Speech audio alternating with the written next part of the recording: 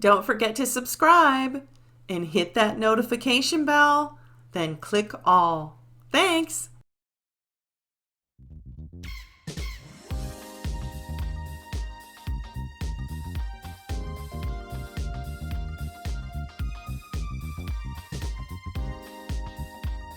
Hi everyone, welcome back, and in this video I will be showing you how to create these silver crocodile nails. Now let me show you everything that I used to create these. All the products that I use in this video are from Madam Glam. I use their base gel, I use a gray gel polish called Gray Area, I use the metallic base coat, the metallic silver base, I am using one of their builder gels in a bottle, which is Pure Serenity, and it is clear, and then the no wipe top gel. The tools you need to do your drawing of the croc skin is the smallest dotting tool that you have, a needle tool that will give you some thin lines, and then you're going to need to dampen a paper towel with isopropyl alcohol. That way you can wipe off your tools as you're drawing. The first thing I did was apply the base coat and then cured it, and then I applied one layer of the gray gel polish, which was Gray Area. And you only need one layer because it's just so that when you're doing the drawing and you kind of carve the silver out, that you won't see your nail underneath. Now you can also use a one-step gray gel polish if you have it, but I didn't happen to have a one-step gel polish in gray. But if you do, that'll save you a layer. With Madam Glam's metallic collection, they have a metallic base coat, which is this one, and then they have the metallic silver base. Now you have to apply this metallic base coat first before you apply that metallic silver base, okay? These two products go together. They must be used together or you will not get that metallic silver chrome look. And what I'm doing here is just applying this metallic base coat very thin. You don't need to apply it thick or anything like that. Make sure you cover all the areas on the nail and then cure it for 30 seconds. Here is the metallic silver base I was talking about, and when you apply this, you want to make sure that you do even, long strokes, and you don't want to keep repeating and going over the nail where you've already painted, because if you do, it won't chrome out on you. It'll just be like a frosted color. And you want to make sure that you get even coverage because you may have streaks. You want to make sure that you shake this polish really well because it's not like a regular gel polish, okay? So you can shake it. And just watch me apply this. I touch down and I just drag. And right before your eyes, it starts to get chrome, okay? Now I do touch over it, but I'm using enough of the polish that it shouldn't be a problem. That's why you want to make sure also that you get enough on there. Okay? Now do you see that? It's starting to chrome out. Anywhere where there's a mist spot or where the silver has separated, I just go over it really quickly, like one time. Don't go over it repeatedly. Here I'm just going to use a liner brush with a little bit of the silver on there, and I'm going to go around the cuticle area and fill in any other missed spots. Oh my gosh, you can see me in there and I look terrible. What I do now is I let this air dry for 5 minutes and I time it. And what that does is it helps this polish to kind of like set up.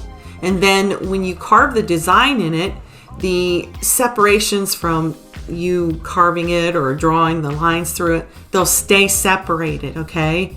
A lot of times when you do this technique with other, regular gel polishes and stuff, the problem arises where the gel polish, when you carve it, it wants to sort of go back together. But with this polish here, it's not really a real gel polish. I mean, it does get cured in the lamp, but it's kind of different. So I'm able to allow this to dry for 5 minutes. 5 minutes is up and now it's time to do the drawing. And I start out with the dotting tool and watch. Do you see that? And you see the lines, they stay separated. They don't try closing together like I was telling you. And also you can see the gray gel polish underneath the silver. So it kind of matches and kind of blends together. So whatever color you would have under your nail at this point, once you do this carving or drawing, you would see that. Like if you had red under there, you would see red. But I just want it to match the silver. Now you see I'm just doing long squares because a crocodile has really long, big squares down the back. And then on the sides, it has small squares. So I just go ahead and I carve them. And I'll just let you watch this and then I'll come back in whenever I need to.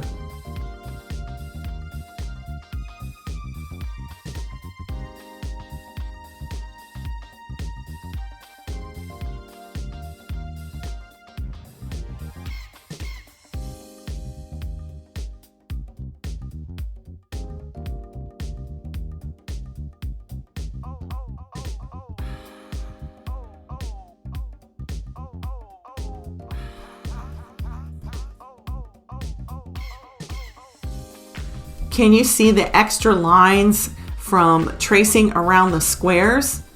That gives you texture, and that's what you want to give it a croc look, you know, crocodile look. Now I've got the needle tool, and this will give me even thinner lines. Just gives a lot of detail and a lot of texture, okay? That's what you want. So I just go over that again. That's why you want to use a small dotting tool and then some type of a needle tool, because that will give you different size lines to work with. Once you are satisfied with your croc skin design, then it's time to cure it. But I'm going to show you how I cure it, because I feel like if I cure it a certain way, then it will stay chrome. Because sometimes with this silver polish here, if you just put it in the lamp, you know, right away, then it kind of turns like a cloudy color. So let me show you how I cure this. What I do is I cure my finger outside the lamp for 10 seconds on this side, and then I turn my finger to the other side and cure it for another 10 seconds. And when that's up, then I put it in the lamp for 1 minute. And this just helps it to keep a more metallic look. Now it's time to turn this into a 3D crocodile nail. To get it 3D, I use their Builder in a Bottle Clear, which is pure serenity. I just decant a little bit on the back of the dapping dish here. You can see that. Then I just use a liner brush to get some of the builder gel, and I put it on each square on the nail. And I just flash cure as necessary. And when I get them all done, I will give it a full cure of 1 minute.